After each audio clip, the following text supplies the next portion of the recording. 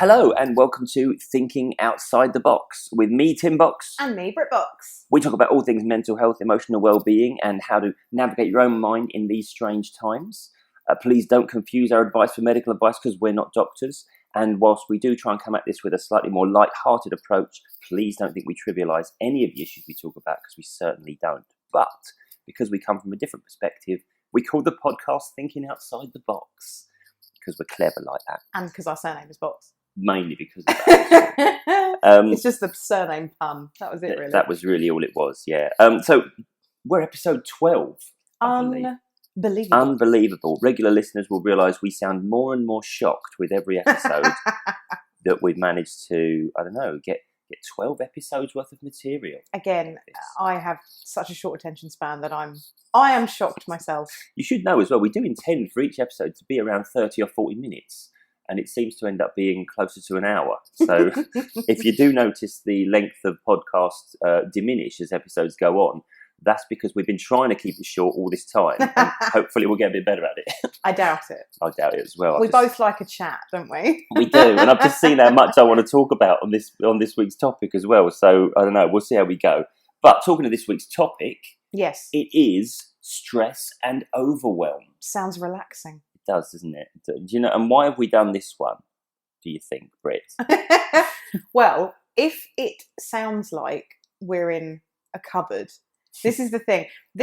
We might hear this back and it might sound completely normal and you won't know what I'm talking about. But if you are listening to this and you are a regular listener and you're like, hey, this one sounds a bit different, that is because we are on location. We're out on location. We're taking it on the road.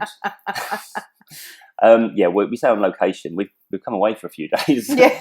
And we're in sunny Hastings. Very sunny. The sunny Sussex coast. We're staying in an Airbnb because they have been allowed to reopen again. Finally. If you're listening to this in years to come, you'll be like, why? Why did they have to close? And Google it. To be fair, if you're listening to this now, many of us are saying, why? Why did they have to close? So we've come away as soon as the Airbnbs were opened again. We booked straight in. And we've come away to Hastings, and we're literally looking out of a huge bay window out at the sea with the sun glistening off of the water. And it's hazy in the background, so you can't see the line where the sky meets the sea. You mean the horizon? But it does call me. Oh, early Disney reference. Nice. Well done, straight in there. But we should say, we've also got a road right outside the window, yes, which I don't think is going to be loud enough for you to hear. But you might hear the odd passing motorbicycle. Just looking at somebody leathering up on the road there. I mean, it just looks way too hot to be wearing bike leathers. It's not actually though. It's a bit of a misconception. I think it's only about 6 degrees out there, so it looks really nice. Safety first as well. Yeah, obviously. Anyway, this is why our podcasts are too bloody long. Well, because we've done about 5 minutes of just chatting about nonsense. Our view. Yeah. Okay. Would you please get to the plan, Mr. Bob? Okay. Well, there was actually. This is why we started to talk about We've Come Away because. You may have noticed if you're a weekly listener that we didn't do a podcast last week, and the main reason for that was because we had a lot going on. Didn't we? It was a week. Yeah, it was a week. If it was a week, it was a week. Is that words of wisdom? This is what people choose. Is that a saying? It is now. It is now. And we just thought, you know what, something's got to give. Yeah. And it was the podcast for that week, unfortunately. But having said that. We were intending to do stress and that was what we talked about, wasn't it? Yeah, well, it was how can we do funny. a podcast on stress and overwhelm? When we are stressed and overwhelmed. Yeah, and this is it, and we're not responding to that. We're trying to meet every commitment. So really, by delaying it a week, we're showing how congruent we are with our advice. Exactly, we're authentic. I tell you what though, I know again I'm going off topic, but I am the worst person for that. You might think listening to these podcasts, you're like, oh, that Brit, she's so wise. They might not, though. Just no, shut up, listen. They might think, Britt, you're so wise, you're so forthcoming with wisdom and the like. Okay. I am... And wisdom and the like. And the That's like. what we tune in for. I am the worst person for taking my own advice. I will happily say to someone, look, if you're stressed, take time off, do this, do that. I'm really, really good for that. But then when it comes to me, I'm like, I must work myself until I cry. Yeah, there is. This is the thing. I think a lot of the time... it's easy to sound preachy when we talk and we're giving advice and stuff, but I mean, we're giving ourselves advice, aren't we, at the same time? Yeah, I mean, if anyone listening to this knows me quite well personally, you might think, oh, she's just lying. But, you know, I do. I think we all give better advice than we take anyway. Yeah, but also I think because we talk about this a lot, we think about it a lot, and because of what I do for a living, because of what you do for a living, we have these conversations. So I think as well, we're slightly more aware of the main drivers behind the things that challenge us, and so as a result, we do work quite hard to change them. I say work quite hard. We're very mindful of changing things when we need to, aren't we? Yes, absolutely. And we're also mindful of taking breaks. So I can remember when you and I, because Tim and I have been in each other's lives this year, 8 years this year. 8 years. That is 2 years off a decade. I know. And you know what, babe? It just seems like yesterday since we met. It seems like about 25 years. No, but when we first met, we were really, really bad for this. So obviously Tim and I have been self-employed since before we both met each other. And I was very aware that at the time, I wasn't really interested in like holidays. I wasn't against them, but it just wasn't something that I did. It wasn't on the agenda, was it? You very much weren't in that mind because, you know, before you got with me, you would just kind of have one big holiday a year rather than sort of take regular breaks. And then what happens is when you're self-employed, and I know this as well when you are employed and you work different hours to the sort of Monday to Friday 9 to 5, you find that your time just sort of trickles away, and before you know it, all you're doing is working, sleeping. Yeah. Because when we met as well, you would see a 6 p.m. client. Yeah, you know, I would be working into the evening with actual client work, let alone admin and all that sort of stuff. And I'd put things in at weekends, and we just didn't have a lot of time. And as a result, it didn't take very long before we kind of fell into this spiral of stress. Yeah. Of really sort of, you know, this hypertension. Yeah, also being in that mode without realising it necessarily. I was terrible for this. And I put it partially down to the fact that, you know, I like what I do. I enjoy working, if I'm honest, but it doesn't stop it being at times stressful. No. It doesn't stop it being at times challenging. And if you don't actually diarise your time properly, and, you know, I could argue as well, I didn't necessarily have a lot of stuff outside of my work. My work was my passion. It was my driver. And did I bring the light into your life? Well, I was getting there, actually. Now it just sounds like I'm just agreeing with what you said. But it was because then, you know, we got together and we started to realise how much we valued time away from work. And it started to be something that we really enjoyed and we benefited from. So, you know, we started to be a little bit more structured about it. And you know, I do have a time when that's it. I'm stopping work. Yes. You know, if it gets to 6:30, I'm like, that's it. I might be in the middle of an email. You know, literally halfway through something. But that's the pinger there. That goes. And if I've finished early, you just see my little face peering at the window of your door, that's like, hello. Yeah. And I just have to wonder how long you've been standing there watching me, or waving a bowl of pasta sort of around you. Exactly. But what I did notice, talking of obviously stress and overwhelm, where we say we schedule in regular breaks. This is why, and I know this might be quite timely if people are listening to this in the future, but this is why I feel like all of the pandemic, the coronavirus, all of this stuff hit me quite hard in the stress, if you know what I mean. Yes. Because it took away the fun stuff. You know, now, like, we're sitting in this beautiful Airbnb, we're sitting by the sea. Yeah. We're going to go play some mini golf today, hopefully. You know, so but this is the first time in a year that we've actually sort of planned in like fun stuff to do. Yeah, I totally get what you mean. And I think, you know, coming back to that point about holidays and breaks, because it's one thing sort of diarising, making sure you stop working at a good time of day and things like that. But yeah, the actual times when you take prolonged periods away from your work, you know, like a week or 2 weeks on a holiday, I never used to do that. Yeah. Because I remember one of my main sort of pain points, if you like, and we're going to talk about the causes of stress, but one of the things that stressed me out was financial stuff, and always thinking, have I got enough money? Can I pay those bills? Have I got enough coming in? That kind of thing. And holidays, they just seemed like a waste of money. You know, like, that costs a lot of money, and I could legitimately not spend that money.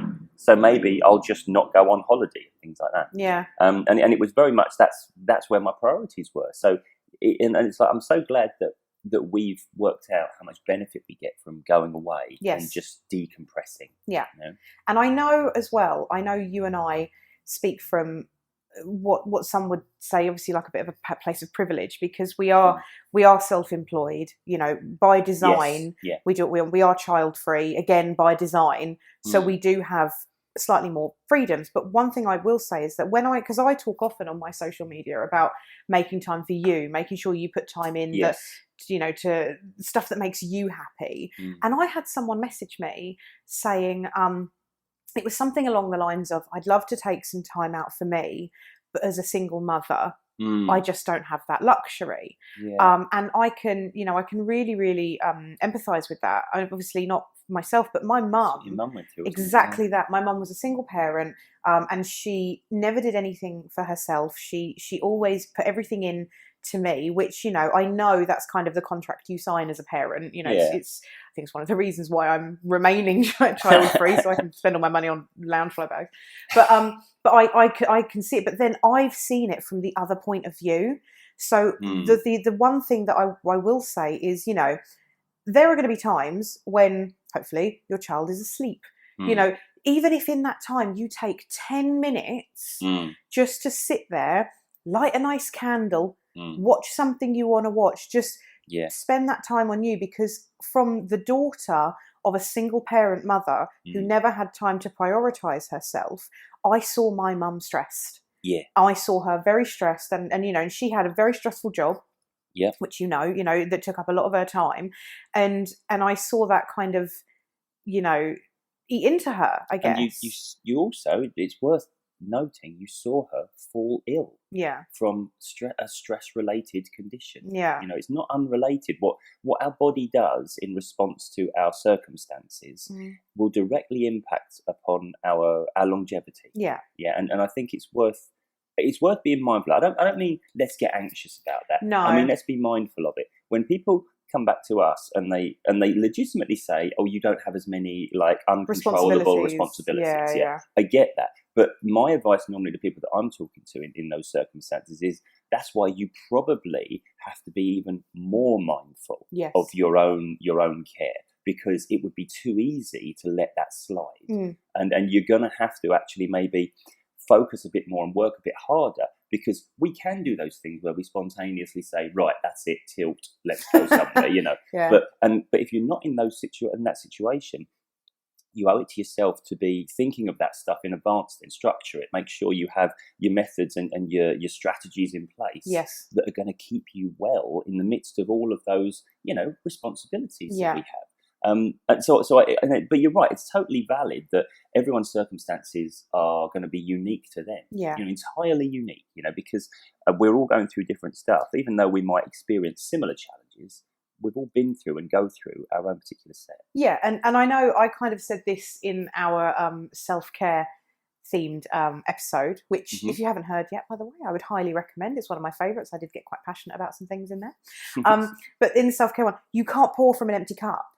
So it's all good and well saying, I can't put myself first, I have to do this, But if you don't take the time to build your own foundations, you're not going to have any strength to hold anyone. Exactly. You have to put the time in for you.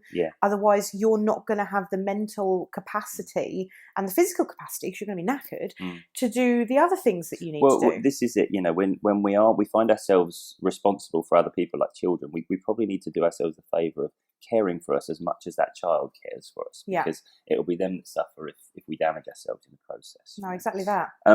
But at risk of just going over old ground from the self-care one, though, let's actually start to talk about our specific topic, stress. Right? Because I have got some awesome stats for us. I've pulled some stats from the internet. Hang on. I've just got to wait. Tim's wheeling in a whiteboard. Brilliant. He's got some figures on. Put the spectacles on and have a look at this. Right. So it was a YouGov study. So, legit. And it's from 2020. Nearly 5,000 people were surveyed online talking about stress. Right. 79% of people surveyed in that survey said that they had felt at some point in 2020 stressed to the point of feeling overwhelmed and unable to cope. Can I just say though, 2020 is the worst year I get you. To do this on. Obviously granted. But when you look at some of the things that people were getting stressed about, and to be fair, these are not unusual stats. This is not like, that year was vastly different to other years. there was slightly different emphasis on the main drivers of stress. Okay. Yeah, but as I say, and when I say different drivers, I mean proportionately. So the percentages of what the drivers were, what the causes were. It's not like they went, oh, here's a brand new point of stress for people because of the pandemic. Okay, because they were more generally surveyed than, are you stressed about the pandemic? So it didn't come up 99% of people were stressed about the pandemic. No, it didn't come up that. No, I don't believe so. I didn't find that statistic. I mean, I was. Yeah, but this I am. I mean, that's the point, isn't it? There's going to be certain common themes. But here's the other thing as well. Of the people who said they were stressed, yes. By the way, I think 79% is a huge number. Do you know what? I was just trying to do some quick maths in my head, but it really didn't happen. Numbers. I'm not good at numbers. There's a blank page there, isn't there, for numbers? But it never saved, whatever the information was. And remember, this is stress to the point of feeling unable to cope. That's a high number to have that talking about. Yeah. Of those people that said they were stressed, 51% of them said they'd also felt depressed. 61% of them said they'd also felt anxious. Right. And here's a key stat, I think.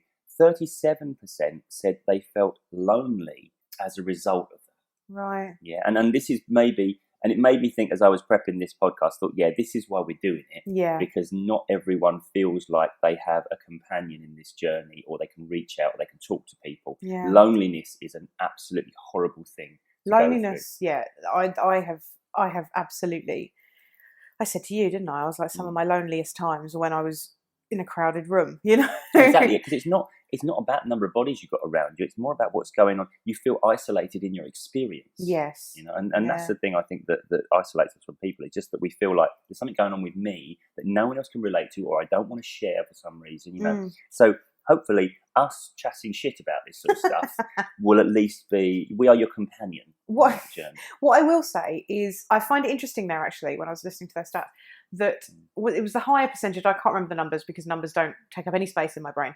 But you said that was the higher number that said that when they felt stressed, they felt depressed. Yes, 51%. 51%. I mean, I don't think you can spell depressed without stressed, but that's...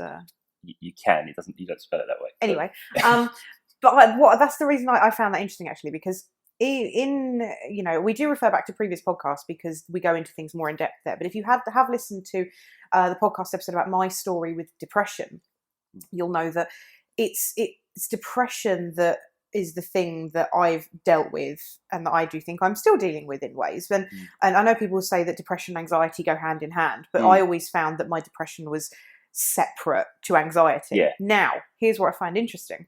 When I am stressed, and you've seen this because you live with me, I go into an overwhelm response quite quickly. I get out of it just as quickly, don't get me wrong, but I tend to jump and I tend to go there. But when I am stressed, I am far more anxious than I am depressed. Yes. Do you know what I mean? I know exactly what you mean. I don't go sad and sort of, dire straits. I go into, Yeah. Well, okay, this is a perfect That's why time. I found that interesting. This is a perfect time now to define stress, because I think it gets misunderstood a lot. We talk a lot about stress almost as an external thing. Oh, it was stressful at work today, or I had a stressy day. You know, stress is our physical threat response. Right. So a lot of the time when people say the physical symptoms of anxiety, they're actually talking. Yeah, they're talking about stress actually, because when we feel under threat, yes, we experience shortness of breath, tightness of the chest, heart rate increases. Yeah, that is your body getting ready to take action. It's going into fight or flight. Right. And that's the threat response. That's what stress actually is. It's the physical symptoms of threat or anxiety or worry or concern. Right. Okay. And that's why overwhelm, so often we group these together when we're talking about them a lot, because when we feel like there's too much to do, there's not enough resources with us that we can cope with it. Yeah. We then feel threatened and we enter that stress response. The way that I feel about it in my head, and I say this only because, like, with all of these podcast topics, we pick these topics because we feel that between us we have enough professional experience, that's Tim, hello, and personal experience, hello, that's me, and I know overwhelm is something that gets me. Like, I'm really, really, like, you've seen it, you know, I melt down. But when I'm anxious about a thing, this is how I explain it in my head. When I'm anxious about a thing, there's a loud voice in my head telling me a certain thing over and over and over and over and over again. Yeah. When I'm overwhelmed, it's like a choir of voices all Yes. saying different things. Yes, yeah. It's like you can't do one thing, because as you try and do one thing, there's another voice telling you to do something else instead, because that's got to be done as well. My main thing when I'm overwhelmed and I have too much to do, I do none of it. I go into, because we were saying about fight or flight. Yeah. So I'm very much a fight. If you jump out at me, I'll punch without realising, Yes. which But when I'm overwhelmed, I just go into curl up into a little ball under a blanket, cry, and don't do anything. Yeah. Well, it's like just doing one thing will help.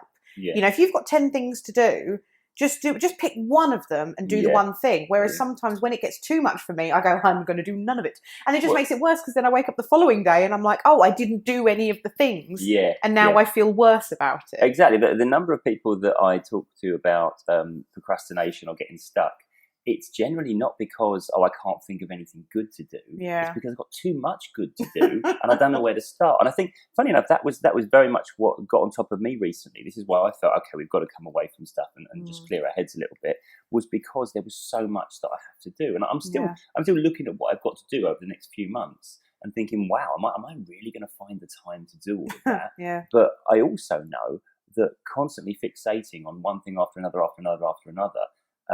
isn't going to help me achieve it. So it's almost like fighting that natural urge. And I think as well, I've read a lot of stuff over the years about the impropriety of the stress response. Good word. Yeah, because when you think about it, it's very seldom that something that's going on with us, something we've got to put our attention on in this day and age, requires us to take instant panic action.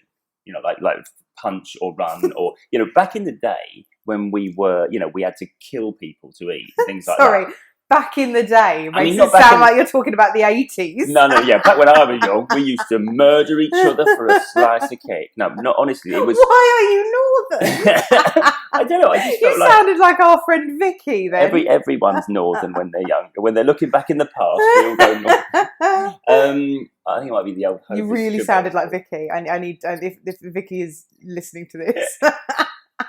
Our one northern friend. Yeah. Anyway, sorry. What I'm saying is, having lost my train of thought completely. No, but back in the dark age, when battle used to be, or something that might want to kill us, something that might want to harm us, fight or flight action was valid. It was justified. Life-saving. As human beings, we've evolved to go into the fight or flight mode. It's why we're part of the reason why we're the dominant species, because we're really good at adapting and changing and taking action. I mean, say that to a lion, but all right. But well. But what I'm saying is that in this day and age, now the most important thing we've got to do is get that report done, or hand in that bit of work, or make that phone call. Sounds really lame in comparison. Well, I don't know if it's lame, but it certainly is best done with a calm body and a clear mind, rather than in an adrenalized state of I must go into action now. Yeah. And I've read a lot of stuff about eminent thinkers on these subjects saying, unfortunately, society has evolved faster than the human being has evolved. It's natural, isn't it? The last 50 years, technology's gone crazy, and we haven't evolved at all, probably. Not since the Tudor times, even before that, actually. Yeah, well, it takes thousands of years for us to evolve as a species in terms of how we operate, whereas it takes decades for huge advances to be made. I think, genuinely, just to go into that, but I think that the only thing that shows that we've evolved in any way since the Tudor times is all you've got to do is look at an old building and see how small the door is. Amazing. We're taller. Oh, yeah, because we're taller. Yeah, we are actually. That's it. That's it. Our brains are exactly the same. We're just taller. The evolution with Britt. And I'm 5'4", so how small were these people? Tune in next week. Shoe sizes and their meaning. No, but this is the thing. So you could argue that any sort of stress response where we feel that physical, that visceral response is, arguably inappropriate. It's not necessary, it's not required, and it's not the best strategy for getting done what we want to achieve. But we should accept that that's what we do. Yeah. That's what our brains are still programmed to do. They're kind of hardwired to do it. So anything that we can do with our conscious, logical bit of our mind, the bit of us that does continue to develop, we need to implement that. So when you and I look at each other and saying, this is too much, I think we'd be best off coming away from all this entirely. We should probably listen to that part of us and start to take action based around what we logically feel is the best response, rather than what our body's trying to do to us. Yeah, and I think in a relationship, it helps to have at least one person with their feet on solid ground, because if you got overwhelmed the way that I sometimes get overwhelmed, nothing in our house would get done. You make it sound like you're running around in a panic all the time, and I'm just there calmly saying, "Hey, calm down." Well, I mean, where's the lie? Not all the time, but what I do find is there have been a few occasions. So, actually, I have a question for you as a mental health professional. Oh, go on. Like yourself. Overwhelm, panic attacks. Right. Correlation. Okay, yeah, definitely. What tends to happen, and I'm not saying to people, oh, if you're overwhelmed, look out for those panic attacks, because that's not going to help you at all. Generally, when I talk to people about their first panic attack, it's generally a time when they've been doing too much, or they've not been looking after themselves. And I should say, it's not just I had a lot of work on, it can be I had a lot of thinking to do. Yes. And also it can be I had a lot of exciting stuff going on, or you know, so a lot of people. It's like when you're a kid and you get really excited, you throw up. Yeah, exactly. Yeah. But this is what I mean. So a lot of the time, it is a time of high stress, I suppose. Yeah, lots of things going on, and then for some reason we physically neglect ourselves in some way. A lot of people have their first panic attack when they've, I don't know, been out all night, or been doing something unusual, or they've pulled an all-nighter, or something where their body is just struggling now. You know, it's just like, you know, your heart is, you know, when you're really tired, but you're buzzing and you've just had a coffee and your heart's racing, but you're exhausted and it doesn't make any sense. Yes. And your mind just takes all that confusion and says, hang on, hit the alarm button. Something's gone wrong here. So it's not unusual for the first panic attack to be during a time of overwhelm. Yeah. But then panic attacks will only ever persist when our mind then develops an aversion to a panic attack. I mean, as in, that's our biggest fear now. Well, you love it when people say that coffee gives them panic attacks, don't you? Well, I don't love it, but I do tend to just say, no, it doesn't. But it's like, are you sure that's not the caffeine? Well, this is the thing. So without wishing to segue into panic attacks, it's worth mentioning it though. Caffeine increases your heart rate. That's kind of what it's meant to do, is wake you up. Yes. But if you've had panic attacks in the past, or it's a concern of yours, your subconscious may well confuse the increased heart rate as the onset of a panic attack. Yes. And then that becomes the thing you panic about, is the possibility of panicking. Do you know what? Long before I met you, because I've had a few panic attacks in my time. Let's just say that. But I remember once, I am certain, when I go back and I think about it in my brain, that I had a panic attack because I was panicking about panicking. That, honestly, that's the most common cause. Yeah, honestly. It's, you think, am I going to have a panic attack? And then... See, so I was, hang on, let me just tell you quickly. So I was out. So basically, I had, in no way, shape or form was I agoraphobic, can I just say. But something had happened and I had spent quite a lot of time indoors. I didn't really go out. I didn't really want to see people. I felt a bit like, it was a thing, and it was years and years and years ago. It was long before I met you. But the first time I went out, I was kind of, and this is how I'm worried I'm going to be when like we reintegrate into society. But the first time I was out, I was in a pub. There was too many people. It was too loud, and I kind of got sensory overwhelm, and I just went, and I did. I had a panic attack and had to go home. Then a few weeks later, I was like, you know what? I think I'll be okay. I'm gonna do this again. I'm gonna try this again. And then I went out, and I honestly, for a good 20 minutes, was like, am I okay? How am I feeling? Is everything all right? And then I was like, I don't think I'm okay. Actually, am I okay? And then I started panicking about panicking. About the possibility of panicking. Yeah, exactly. That's exactly what happens, because your mind perceives that anyone that's had a panic attack, it feels like you're dying. Okay, there's no two ways about it. Most of our the first panic attacks we have, people confuse it for a heart attack. Yes, and they call like 999. Yeah, well, so many people end up in A&E with their first panic attack. Yeah. So your mind kind of bookmarks that as life-threatening. Yes. Okay, so then whenever you experience any of the symptoms you perceive as being part of that experience, such as feeling dizzy, lightheaded, tense, heart racing, things like that, then your mind says, oh, hang on, that might be a panic attack. Yes. And then, of course, it hits the alarm button, the appropriate response for a life-threatening situation, which is panic. Yeah. So it causes the thing you're trying to avoid. And the thing to remember here is that our heart, increases and decreases in rate. Our breathing fluctuates. We feel a bit tense, a bit lightheaded, a bit dizzy. All of those things happen really on a daily basis. Yeah. It's part of our body regulating what it's doing in terms of processing food and blood pumping and air, all that sort of stuff. So your body will often throw you feelings that don't necessarily suit the situation. Yes. Yeah. So you'll feel out of breath even though you haven't gone anywhere, something like that. Yeah. But then if you've had a panic attack and now it's your biggest fear is another one, it can cause the panic attack. And that's the thing to remember about that, I think, is that it's one of those things that, again, you could call it an evolutionary hangover. Yeah, we don't need panic these days. Maybe once or twice in our life, if we're unlucky, we will have to go into a genuine fight or flight panic response. Yeah. But in this day and age, it becomes inappropriate. Talk about inappropriate levels of response for the situation. I remember the only time I've seen what I thought was about to be a panic attack from you, it was when you lost your Disney annual pass. Oh. When you didn't know what bag you'd put it in. I mean, tell me if I'm lying. I thought you were going to mention the time that I actually panicked. Go on. With our wedding. Oh, right, blimey, yeah. See, I wasn't there for that, so no, you didn't see the furore. Is that the word? Furore, right? Furore. Yeah, something like whatever it was. You didn't see that. The hullabaloo. Oh God, that was a terrible time, wasn't it? Yeah, well, it was. So, yeah, Okay, yeah, let's talk about that. Okay. Is it relevant? Well, it probably is because it's part of my. Shall I tell it from my point of view? Yeah, go on. Yeah, give us the backstory. Basically, listeners, it was Tim and I were getting married, obviously, and we had decided to elope. I say elope. Elope is meant to be in secret. We told everyone we were getting married in Barbados, so I'm not sure it counts as eloping. Yeah.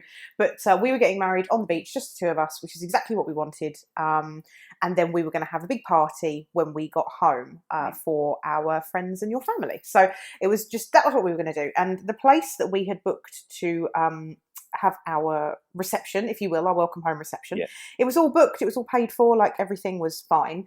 Now, because we were getting married in Barbados, we were leaving just after the beginning of September. We were getting married mid-September. We were coming home and the party was at the end of September. Now, the first few days of that September, you had abandoned me and you were running a training in Belgium. I was working. And I was by myself, and I got the mail that morning, and I opened the mail, and it was this letter from the place that we had booked our wedding reception, and it was a very short letter, and it basically said, and I'll paraphrase, we've gone out of business, hope you find somewhere else, take care. That was about it, yeah. And oh my God, so I just went into panic because it said we were leaving in a few days to go to Barbados. And then when we got back from Barbados, it was a few days and then it was the reception. Right, yes. We did not have any time to source somewhere else, find somewhere else. And also, I then started panicking because everyone who was coming had booked their hotel room down the road from the venue. And I was not, and I was by myself. I was by myself trying to deal with this. And then I called you. Obviously, you were training, so you couldn't answer the phone. So I think in the end, the first person I spoke to, the person who got the brunt of it was my friend Ali. Yeah. And I called Ali and I just started crying down the phone because I didn't know what to do. And then I just went into this massive panic. So by the time I'd spoken to you, I'd been panicking for at least an hour and a half. Yeah. So you know what I mean? You got the kind of... Yeah. You'd called all the other venues and all the other... You'd tried to rearrange all that sort of thing. You'd gone through all of the emergency measures to try and solve it straight away. And I didn't get the message until I came onto the first break. I had like a 10-minute break in between sessions of this training. Yeah, and you were like, I can't do anything right now. I'm going on lunch in an hour. Just try and calm down. Well, this is the thing. I remember... So the thing about this, right, is that it's one of those classic instances where... You're having to face something that you've never had to face before. And you might have had to face, situations where something got cancelled and you've got to replace something. But that particular set of circumstances was unique and we hadn't been through it before. Yes. And I remember you saying, what are we going to do? And I remember thinking, right, not only have I only got like that 2 minutes now before I've got to go back in and continue to run this training for this group of people in Belgium, but also I can't think about this now. No. Because I've got, a full day of training to run. And then I felt really bad because I just sort of dropped this on you, but I was like, I don't know what to do. Well, this is the thing. So I remember thinking, right, I've got to do something now that allows both you to calm down and that allows me to go back into that room and not think about that for the next so many hours, and then get on this after I finish the day's training. Yes. And I remember saying to you, look, I don't know how we're going to solve this, but I know that everything we've been through together before, we have solved, even things we didn't know how we were going to solve. And I reckon at some point we're going to be talking about this and telling this story, and the story will end with how we managed to solve it. And we'll be talking about it on our podcast. Well, and that was the thing. And that thought, funny, as I was saying that thought, it was formulating in my mind as what I've got to do now, as in what have I got to do for me?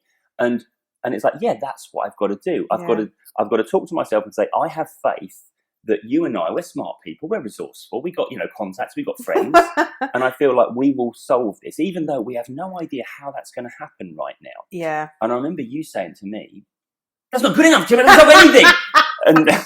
and still continuing to panic. It did me fine. I was great, but it didn't help you much. Absolutely not. Absolutely. Do you know why? It's because I'm a person that, we've said this before, I'll say to you, I'm going to do something, and then you're like, oh, you've done it. I think about something and then, you've booked it. You've done it. Thing, which comes from your inability to tolerate any period of time at all where things aren't exactly as they need to be. And I think that is a skill. It is. It's a quality as well as a curse, isn't it? Yeah, absolutely. But this is the thing. So, but that's one of those things as well. When we talk about overwhelm, there are times when we can do things, times when we can't. Yeah. And that was one of those classic periods where it was enforced upon us that we couldn't do anything right now. Yeah. So we had to defer action for later. And this is the thing, your mind's trying to put you into it. It's putting you in the panic response. It's putting you into fight or flight, saying change it. And you can't instantly. No. Now, of course, the final chapter of the story is that when I got back to the hotel at the end of the day, you'd calm down a bit as well. And then we went through the letter together on the phone, didn't we? And there was like this little in tiny print on the branding of the letter, a number to call that connected you straight to the venue. Because the letter was from the people who arranged the events at the venue. Yeah, they had current ownership. And you said to me, I can't call that number because I am going to scream at the person who answers the phone.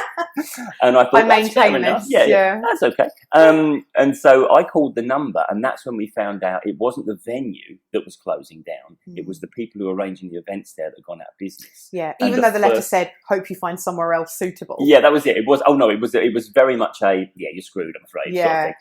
Sort of thing. And the first thing the lady on the phone said to me was, thank God you've called. Yeah. Because she was having this dilemma where the people who arranged the events wouldn't hand over the bookings. No, they said it was data protection. Which kind of makes sense, but also sounds like the least helpful response you could ever imagine. Yes. And so the lady at the venue who was honouring the bookings was just waiting for people to call when they got these letters coming, hopefully. But unfortunately, the person who arranged the events didn't point that out in the letter that you can call these people. But then I think that was mainly because they'd fallen out because of all of the shenanigans. But when you called me and you said everything's okay, I just remember there was a bit of me. There wasn't this kind of lifting weight of everything's okay. It was me going, are you sure? Yeah. You've said that before, Tim. I've heard these sort of words before. No, but that was it. So again, it's a very individual story, that one. But I do tell that story to people in terms of that moment where you don't know how it's going to get solved. And the only thing you have to tap into is your knowledge that every other story in your life, every episode of your life so far, there's been a conclusion to the story. Yes. How it all ended up in some way okay. Yeah. Yeah. And even the things that we would regard as disasters in our life, the fact we can sit here and talk about them means in some way we've got the other side of it. Well, it's that thing, isn't it? Whatever happens, you got a good story out of it. It's like that girl with the ice cream yesterday. That's a bizarre comparison to something draw, but it's actually quite appropriate. We were walking down the street and then we saw a woman holding an ice cream, and the next thing we know is we heard her scream, didn't we? Yeah. And then the next thing I saw was a seagull flying overhead with a full cornetto in his mouth. Enjoying a cornetto as he flew along. Which is just brilliant. I don't think I've ever seen a seagull just with a full cornetto. And that's what we said, wasn't it? It's like, well, you've lost an ice cream, you've got a cracking story to tell. Exactly. Anyway, We must, we're 40 minutes into this apologies. podcast, and I'm only about a quarter of down my list. So we're gonna move on. So what I wanted to talk about were the drivers of stress. Then, what puts us into the stress response in these modern times? Yeah. Okay, and then we'll talk about maybe a bit of advice about what we can do. We've got about 20 minutes to do it, box. So that's it. So buckle up, everyone. Right, the top one, perhaps unsurprisingly, was health. Yes. Health of themselves and their loved ones. Yeah. Yeah. And I think the main concern, stress-wise, health of their loved ones. So I think a lot of us were worried about our elderly relatives because they're more vulnerable, and obviously as well, because we can't just visit them. No. A lot of the time we'll put our mind at rest about the people who we care about by visiting them and seeing them and checking they're okay. Yeah. And we couldn't easily do that this year. No. And a lot of people were struggling with Zoom and FaceTime and a lot of older people like myself were struggling with Zoom and FaceTime. I remember one particular call we did with my parents that was just... we spent 25 minutes telling them they were on mute.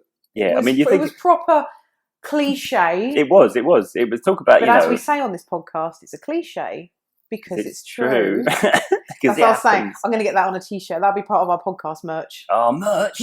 Oh, wait till we get... the multiple merch, I can imagine. The second one on the list that has started here, and these aren't in particular order, like the most to the, top to bottom, but these are the ones that stuck out in the survey that I was reading about. Debt. Because people were struggling with work, people were working less. And that's what resonates with me, because the possibility of going into debt has always been one of those, like I said before, a pain point with me. Managing money is one of those big things for me. Spending money is one of those for me. Yeah. See, I don't concern myself with it so much now, because obviously when you do what I do, you do get the opportunity to do a little bit of work on yourself and your own responses. Yeah. And again, I think, what I think about now is I'm a moderately intelligent human being. I feel like in some way, any challenges I have debt-wise or money-wise, I feel like we'll overcome them, and that's what I try and tell myself when I feel, the little pinch in the chest when you're thinking, have we got enough for that? Yeah. I mean, your birthday's coming up, so there's always that slight little bit of... Every 6 months you've got this concern. My birthday is the middle of June and Christmas is obviously the middle of December. Right. Every 6 months, it's like a ticking clock. Like a sword of Damocles over your head. I feel like I never stopped shopping for you in terms of gifts for birthday and Christmas. And this is why we're married. Okay. Here's some ones that I know are going to resonate with you, because we did a whole episode on social media. Right.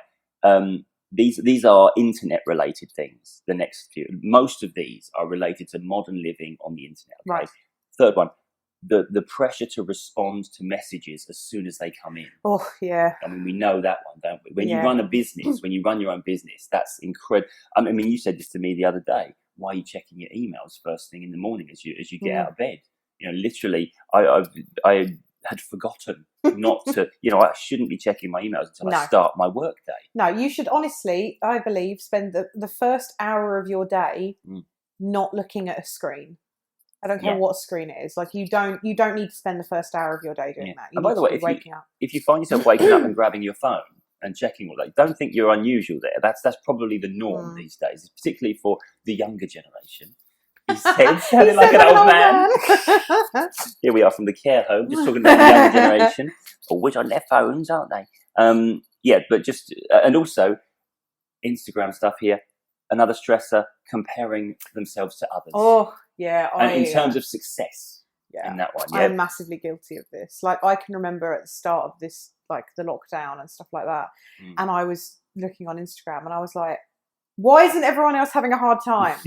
Why is it just me crying into my ice cream? Why is it, but it obviously isn't, as we've said before, and we said this on our social media one, but we only see just a mere snippet of people's lives and it's just what they want to show us. But I do remember at the time thinking, is everyone handling this and I'm having a crisis? Exactly. I mean, and look at it, but you never know what it's like on the other side of the screen, do you? Look at that girl yesterday. She couldn't even cry into her ice cream because that seagull had it, didn't it? But this is compared to the stress we put on ourselves to try and achieve what we feel others are achieving or be the same as them. That pressure inevitably puts us in the threat response, because we look at ourselves, and if we don't perceive the ability to do that instantly, then it's a threat response. Yes. Okay. Next one, related, body image. Yeah. And this is again, Instagram versus reality stuff, isn't it? Yeah. Interestingly, 36% of women had that concern. 23% of men also had that concern. Interesting. Which I think is maybe, for me, a surprisingly high number. I think. Yeah, I mean, yeah, I know what you mean. But here's the thing: I mean, we could do a whole episode on this, but all this kind of stuff is it seems to be targeted towards women. And I had a message in my spam inbox the other day, and it was something like, "Hey babe, do you fancy losing your lockdown pounds?" And I'm like, "Hey babe, do you fancy a punch in the face?" So, I do think that's, there's a particular place in hell reserved for the people that will prey on people that they can see are struggling. Also, like if you put on at least a little bit of weight in lockdown, I don't think you were doing it properly. That's true. Yeah, I can relate to that myself, definitely. But yeah, that sort of stuff, and where we are connected with everyone constantly now, it's very easy for people that are marketers, and I'm not trying to slag off marketers because they've got a job to do as well. We all have to have marketing in our business result. But when you see somebody, okay, they're in a position where they definitely have this pain point, let me target an email to them or a message on their socials. It's one thing for an algorithm to pick you out and it just randomly selects you. It's another thing for people to look through their social media, see people talking about this and say, right, let me go in there because I can sell to them. Because it feels, I don't know, it feels a little bit like an abuse of the connection. Yes. Do you know what I mean? Yeah, I agree with that. Anyway, I won't go on to that one. I won't do too deep a dive into that. Here's something. Housing worries was a major point of stress. And I wonder if that was where people were having to close down their businesses and thinking about how they're going to pay the mortgage. Well, also people who are maybe furloughed who wouldn't be able to pay their rent. It was only a little bit into the pandemic that they said about that you couldn't, if you were renting a property, that you had a protection. Eviction protection. That's true, isn't it? Yeah. And amongst young people, this last one, the pressure to succeed. Aww. Yeah, and I think that's huge. I've got to be honest because I don't see children in my practice. Yeah. But I know I get a lot of inquiries from people talking about exam pressures for youngsters. And also they didn't pressures. know what their exams were going to do, did they? They just because like my final essay for my university year just got completely cancelled. Yeah. So I can agree with that. By the way, I think if I do get a lot of parents ask me, "Oh, can you help my child because they're having anxiety about their exams and their studies?" Yeah. And my response is normally, well, yeah, because they regard it as important. It's perfectly natural to feel anxious about the important stuff in your life. Best thing a parent can do is say, look, do your best and your best is going to be good enough. Exactly. No matter what you do. I think if we lift the pressure off of people to achieve results and we put the onus more on their effort, their input, manage your input to something because you can manage that. You can't manage what comes out of that, the results, because that depends on other people and other things going on that are outside of your control. As long as you do your best, I know you said about you having to. Have you got Mark Rylance written on there? Oh no, I haven't actually. Yeah, that's genuinely my favourite thing. So Mark Rylance, fantastic actor. He was in a film, Bridge of Spies. Bridge of Spies. Thank you, because I did not remember the title of it at all. And in it. Spoiler alert, but he plays a spy, doesn't he? He plays a Russian spy. Russian spy, and he gets found out, and he gets caught, and he gets arrested by Tom Hanks, and Tom Hanks. It's like pitch meeting. Yeah, no. I like it. I'm going to give it. And Tom Hanks basically says to him, "You don't look worried," and he says, "Would it help?" And honestly, he says it like twice in the film, like, are you concerned? You don't seem concerned. Would it help? And we say that to each other now, don't we? And it's so true. It's like, oh, would stress help me right now? Yeah. No? Would worrying help me? Yeah. I tend to think like when we say, oh, everyone worries. Yeah. I do. Everyone does, but nobody should when you think about it, because worrying is that particular type of concern for something that you can't actually do anything about. Yes. And that's when it becomes worrying. If I'm at work concerned about something and taking action, that's not worrying, that's doing. That's my anxiety moving my attention to the place where it needs to be, getting it done. Yes. Worrying is I'm thinking about this thing that I cannot influence, wondering what will happen about it. Worrying is such a redundant emotion. It really is, yeah, unfortunately. And it's unfortunate we all feel it at times. Yeah, I know. And don't get me wrong, this is coming from a worrier. But sometimes it's just worth reminding ourselves that the bit of us that is concerning or worrying, if you like, it's like, that member of your crew that isn't actually sailing the ship. Yeah. They're just running around the deck of the ship saying, what if this happens? What about that? But why is the rum gone? Yeah, that's right. It's looking over the side of the ship at the waves. What if that wave hits us? Yeah, that sort of thing. And it doesn't get the ship anywhere. No. Okay, so we've not done too bad. I want to get to some advice, things that we can think about. Sorry, a car just beeped its horn and it scared me. which you might have picked up on. You might hear or you might not. Yeah. Sorry. If you didn't hear the horn, you'll just hear it going, ooh. I get startled by loud noises. You do. I'm like a cat. Britt gets startled so easily. Like any slight noise. Like, or, are you closing a cupboard once? Oh my God, yeah. You nearly jumped onto the ceiling like a cat with your claws in the ceiling. Yeah, I have a nervous disposition. I remember one time we were in the supermarket and a shelf fell down in the little the area of the freezer we were looking at. A shelf sort of just fell a little bit and just fell. You leapt back to the other side of the aisle, and I like literally had barely noticed. I'm Captain Oblivious. Like, what's going on? Anyway, so advice, some ideas. Yeah. The thing that I want people to remember about stress. It's not something that's out of your control. It's not something that's external to us. It's something we do. Yes. It's a response. So I always encourage, because I see a lot of people about work stress, because that's sort of some of the things that I do. Think of it like a whirlwind, the stress, that all the stuff, all the things that you've got to do or you could do. But don't think of yourself as in the whirlwind. Think of yourself in the centre of it, like the eye of it, where it's calm. And it's whirling around you. Like that film. What film? Tornado? Twister. Yeah, so it's my job apparently to remember the titles of the film. So and your job isn't to you can step into the whirlwind if you want and get carried away by it. But your job probably is to look at what's flying around you and just go, oh, okay, that's mine. Let me do that. Or that isn't mine. Let me just leave that whirling around, Especially in a work environment, there's a lot of other people's stress flying around you as well. Yeah. And I think it's important to be able to decide, what do I want to grab and take as mine? And what do I want to leave there? Yeah. Stress isn't something that hits us. It's something that flies past us and we either grab it as ours or we leave it. Oh, that's nice. You like that? I like that one, yeah. Have you not heard me say that? No. Well, that magical moment where I say something that I've not heard before. Amazing.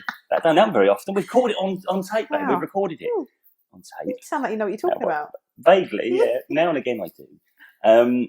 What was another thing we had here? I want to...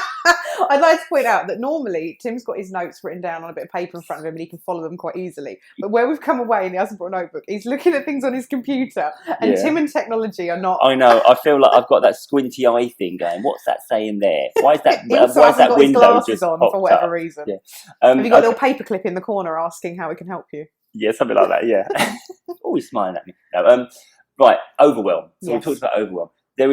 When I see people for overwhelm, there's always one thing in particular they are doing. Yeah. There's two things really, but the main one is that they're concerning themselves with stuff that isn't theirs, right? That they can't influence.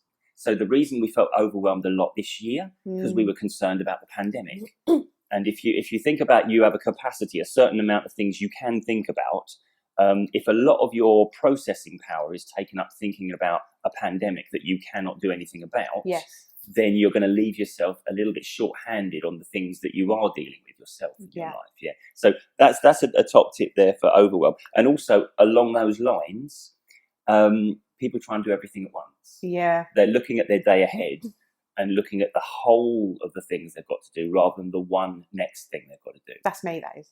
Yeah. Well, I think this is why we ended up taking some days away, wasn't it? Because we were both looking at our day. Yeah. And I remember us sitting in the kitchen having a conversation like, ugh, I don't want to do today. And it was just because we were looking at the whole day thinking, I don't think I can get all that done in a day. Also, I will jump in here because I do think this classes as advice as well as an anecdote. Oh, cool.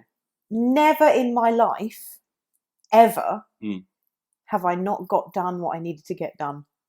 At some point. It's always got done. Yeah. Anytime I've ever felt myself stressed and felt myself sort of looking at what it is and seeing all this like multitude of things, I'll never get this done, I'll never get this finished. Spoiler alert, I have always got it done. I have always got it finished. If it's worth doing, then you will allocate the time to do it. And the other thing, as a little flip side of that though, I think we struggle because we think, I want to get that done today. Yeah. Or I've given myself a deadline, or there is a deadline on that. And we think, I don't know if I can get that done today. We don't generally complete our to-do list, in the day. Yeah. Because it gets added to as we go through the day. Other things come in. And if we look at it trying to, I remember waking up the other day feeling anxious about all the things I had to do. Yes. And I had to remind myself, it's okay if some of these things are finished tomorrow or the day after. Yeah. And I think if we can accept that I'm never going to clear that to-do list because it continues to grow as I try and clear it, then we can stop trying to clear it. It becomes a lot less intimidating. Yeah, exactly. I think we put pressure on ourselves about will I, is it going to end right? Yeah. Rather than, well, let's just start doing the first one thing. Yeah. Yeah. let's just start. Honestly, if you can look at your day and say, for all the tasks that I would ideally be doing today, I only have one thing to do right now. The most important, most immediate thing. Yeah. Then when you've done that, I have one thing to do now, yeah. which is the next most important, most immediate thing. Just do the next right thing. Oh, God. Anytime I say anything that is vaguely close to a Disney quote, it's like, how comes the Disney wisdom? I don't know what. I'm wearing a Cinderella t-shirt, I've just realised. You are actually, yeah. Anyway. So yeah, that would be my advice in terms of don't try and do everything at once, because we don't multitask. I know you're probably sitting there as a woman, Britt, saying, well, us women multitask actually. Yeah. But we don't, do we? No, we don't. We don't multitask effectively. No. Because one thing will always take our attention above this others. Is the thing. When we think we're multitasking, we're really just diverting our conscious, our focus on one thing, attention that we have to different things very quickly or rapidly. I can multitask, but it'll be doing one thing all right and a few other things not so good. But this is it, because I think women are much better at doing what we refer to as multitasking, which is shifting their attention from one thing to another, or doing a little bit of that whilst I'm doing that kind of thing. Yeah. And I do think you're better than men at that for some reason. I think it's a brain thing. Well, it's because we're always subconsciously trying to dismantle the patriarchy. So Brilliant. there's always that's always going on in the background. Yeah, absolutely. And then everything else is just an extra. Oh, you might have given away the secret there. I'll get on my men's WhatsApp group and just let them know that. But yeah, so this is the thing. So think, even a juggler only holds one ball at a time. Okay. Yeah. Tim can juggle, by the way. If you didn't know, Tim can juggle. Why else would I bring up the subject of juggling? Why did you learn juggling, babe? Why did I learn juggling? To show off, I think. Yeah, I think it was to get women. To get women. Surely there's a better allocation of my time than learning to juggle. This is what I thought, but yet here we are. I learned magic, didn't I? A bit of magic. Bit of magic. Yeah. Anyway, moving on. Point being, you do one thing at a time. Yeah, that's why computers slow down, because they're trying to do multiple things at once. Too many browsers open. Exactly. Too many tabs on your browser, not browsers. Too many apps, too many programs. Yeah. Trying to do it all at once. That's why your computer runs slow. Exactly. I had this when I was back in the day, when I had that horrendous computer that looked something like one of those demo things you get in the IKEA displays. It looks exactly like that. And it took like an hour to boot up it. Perhaps it wasn't an hour, but it felt like it. Yeah. And when I rang the guy at the shop and said, how do I get this booting up faster? He said, look, your computer's trying to open all of your programs because it doesn't know which one you want to use. So it's going between all of them, opening one line of code at a time for each one, roughly speaking. I realise if you're an IT person, I've probably just misrepresented what happens there. But that's the point he was saying, that if you tell your computer what you want to open up, it will just open that one program fairly quickly. Yeah. And get it all up. Anyway, so yeah, one thing at a time is what we do best. Yes. Do the one thing at a time. Absolutely. Yeah? So we're going to end, and I'm aware that it's another long one, isn't it? But we're going to do just some top tips that I was thinking that relate to what we've spoken about. Just dart through them one at a time. Dart through them. Don't choose to open your emails deliberately. Yes. Yeah? A lot of cause of stress is trying to get back to people. Oh, they need to know this now. They need to know this now. No, they don't, because they don't know you've seen your email. And if you're looking at your email outside of your work hours, or the time when you want to address it, then you're doing the wrong thing. Nothing anyone sends to you in that capacity is life or death. Nothing that can't be answered. I'd take 3 to 5 business days to get back to someone. Do you know what I mean? It's not. Exactly. It doesn't. You don't owe anyone your immediate attention. Yeah, exactly. In answer to the constantly comparing ourselves to others, be it body image, be it success-wise, limit your socials again. Yeah. And unfollow people that you feel are just demonstrating like a greater degree of success than you feel you could achieve, and it's just making you feel bad about you and stuff That's like that. my big one. If anything makes me feel bad about myself, it gets unfollowed or hidden. Yeah, exactly. and then I create a nice little positive echo chamber that is a nice experience for me. Yeah, you're not on your social media to find out how bad the world is, No. or how bad you can feel about you, Or how rubbish you are. Yeah, use social media. Don't let it use you. Oh, another good one. You're full of the wisdom today, I'm on aren't fire you? today. Well, I'm looking forward to the mini golf later. That's what it is. He's buzzed about it. Right, this is a big one. We've talked about spatial anchoring before. Change your environment. Yes. It's like we're looking out over the sea on a sunny day, Yeah.